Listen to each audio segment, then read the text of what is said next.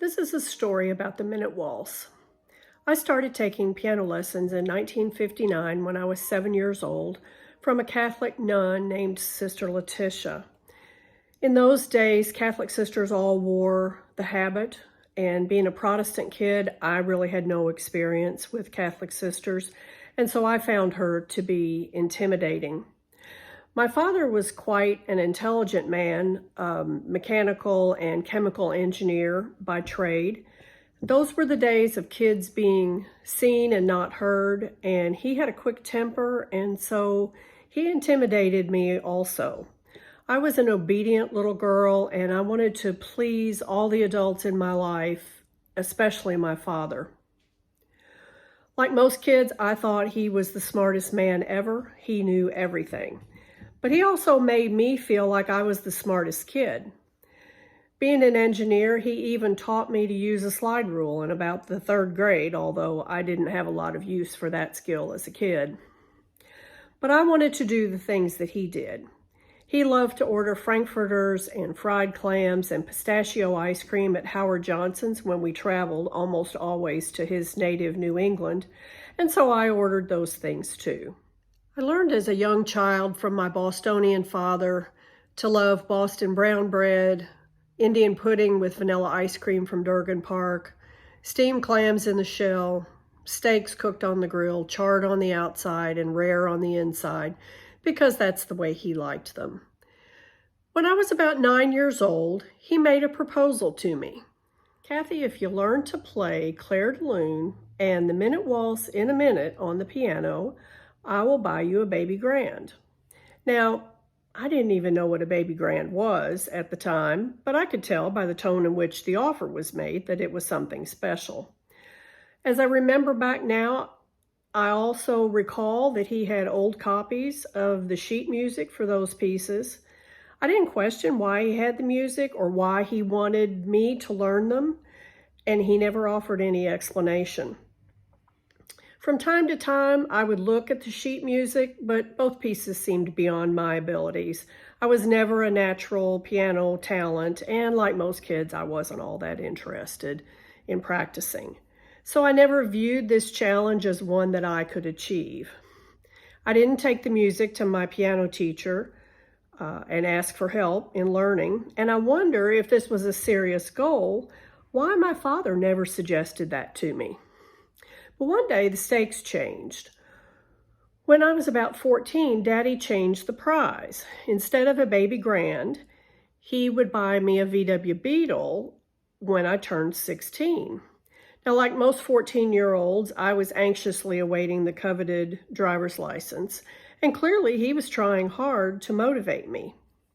A VW Beetle was a very popular little car in the 1960s, and no teens that I knew were being given a car when they turned 16. But there was still that pesky problem of learning how to play these two pieces of music. I wanted to please my father, but how could I meet his challenge? And I remembered that it worried me. And how could I get the car? It turns out that I didn't have to wrestle with this dilemma for very long. Soon after the offer of the car was made, on November 4th, 1966, my father died of a massive heart attack. He was changing 2 tires on his car in the parking lot at work during his lunch hour, and he never made it to the hospital. When my father died, my mother and I moved from Charleston, West Virginia, where we were living, back to Louisville, to her hometown, and I refused to take piano lessons any longer at that point. My mother thought that I just refused because I was too grieved over my father's death. But the truth is, there was never any sentimental connection between my father and my piano playing. It was not something that we shared, with the exception of this unexplained, mysterious, and to me, dreaded goal. The truth of the matter was, I just didn't want to play any longer, and I used my father's death as an excuse. I knew it then, but of course I never would have admitted it, but I know it now. When I sat down to write this story many years later as an adult, I realized that I'd carried guilt with me through the years over both using my father's death as an excuse to stop taking lessons and also the failure to achieve the goal that he set for me. I had disappointed my daddy, or so I thought, whose approval I always strived to win as a little girl. As an adult, I made some half-hearted attempts to get back to the piano, perhaps subconsciously wanting to make right what I'd failed to do as a child, but I never pursued it very seriously. And so I pushed the minute waltz issue to the mostly forgotten memories of my childhood. But there would come a day many years later when quite unexpectedly new pieces of this minute waltz puzzle would fall into place.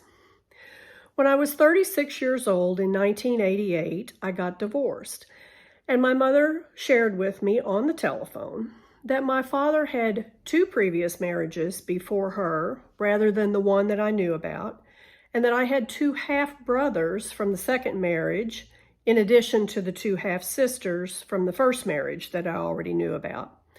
She said that he had been ashamed to have me know about these failed marriages, but she wanted me to know because she thought that he had remarried on the rebound between the first and the second marriage, and she didn't want me to do the same. Now, whether or not that's really true, that that's what he did, is another story entirely.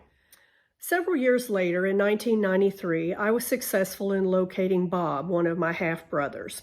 He lived in Rhode Island, and upon our initial contact, he was very gracious and welcoming and wanted me to come to Rhode Island right away to meet him and his family, and he even paid for my airfare. We spent a lovely long weekend getting to know each other and sharing stories about our lives and comparing notes. And it was an interesting and unusual experience to meet a stranger who wasn't exactly a stranger, because our lives were intertwined and dovetailed in some interesting ways and converged in the life of our father. At one point, Bob asked, "Do you remember him playing the piano?" Surprised, I answered, "What? No, he didn't play the piano. I never saw him play." And Bob explained, "Yes, my mother was a pianist in a dance studio back in the 1930s when she was in high school. It was during the Depression, and she was the only one in her family who was working. She became quite an accomplished pianist. When they married, they bought a piano, and at some point, he decided to take lessons, but not from her. I can remember that he would sit at the piano and practice, trying to learn the minute waltz. It always bugged him that he could not play it in a minute because my mother could do it. I couldn't believe what I was hearing. He played the piano, he tried to learn the minute waltz, with the goal of playing it in a minute. The mysterious goal of my childhood had come full circle. For some unknown reason, my father apparently had transferred what was his own personal goal to me. I took piano lessons for 7 years. Never once did he listen to me practice or play for me or offer to help me learn these 2 pieces. He did not proudly invite me to play for company, which as far as I was concerned was a good thing because I had performance anxiety and I didn't want to play for anyone anyway. There was only the goal and this prize offered to a very serious, sensitive child who always wanted to please. It was surreal to receive information connected to my obscure childhood memory from a man I'd only just met. And the information was about a woman, his mother, whom I'd only learned of recently and would never meet. His mother, a stranger to me, was in reality not that far removed from my life. According to Bob, she had a lifelong love of the piano, and her talent indirectly had an impact on me, on my childhood, and even how I ended up feeling about myself into adulthood. I felt that I'd disappointed my father as a child because I did not achieve a standard set by a woman I didn't know existed until I was 41 years old, and he'd been gone for 27 years. Another facet to this story is that I've discovered that Chopin did not name this piece the Minute Waltz. His publisher titled it, and the word is minute, miniature or small, not a measurement of time.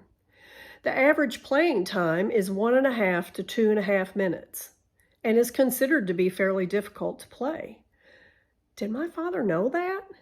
Could that be why he never had me ask my piano teacher to help me with it? Because his little game would be considered folly and inappropriate for a child with my skill level? All this time, I thought Chopin wrote it to be played correctly in a minute and that any serious pianist could do it.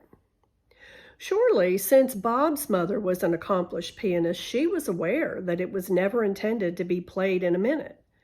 I suspect she was just playing a game with herself, just competing to see if she could do it. Or maybe she was trying to get his goat. But then this begs the question that if he knew it, why didn't he ever tell me it was just a game, and perhaps a nearly impossible one at that? But that would mean that he was certainly offering a grand prize for something that was merely a game. I don't know what a baby grand might have cost in the early 1960s. I know by the late 60s that a VW Beetle was about $1,800, the equivalent of $15,000 now. Why was this so important to him that he would offer such an extravagant reward? We didn't even always have a house that was big enough to accommodate such a large piano. Was he joking? Maybe he never thought that I would meet the goal. Or did I just misunderstand the whole thing, as kids sometimes do? What did my mother think of the whole situation? I wonder now, what did he hope to accomplish through me? If I'd been successful, would the result have been what he thought it would be? And the biggest questions, why did he never mention that he played or that he had tried to learn this piece? And why did he give up playing the piano? I don't expect to ever know. There really is no one to ask at this point. And as an aside, I have no idea why he wanted me to learn Clair de Lune, which I also didn't learn. That might have just been a favorite of his. But I learned from all of this that we go through life thinking that what we see and know makes up our entire reality. And yet, we're all part of a web. We're all connected and we're influenced by one another and by events in our lives and in our past, both seen and unseen. The people in our lives and the choices that they make can affect our lives, and the people in their lives and the choices that they make can make a difference to us and trickle down to our lives too. When you are a child, you view your parents only in their role as your parent. It's hard to imagine that they had a life before you were born or that they ever inhabited other roles. And yet, as they raise you, they bring all of that to the table. And you get it, whether you know it or not, whether you want it or not.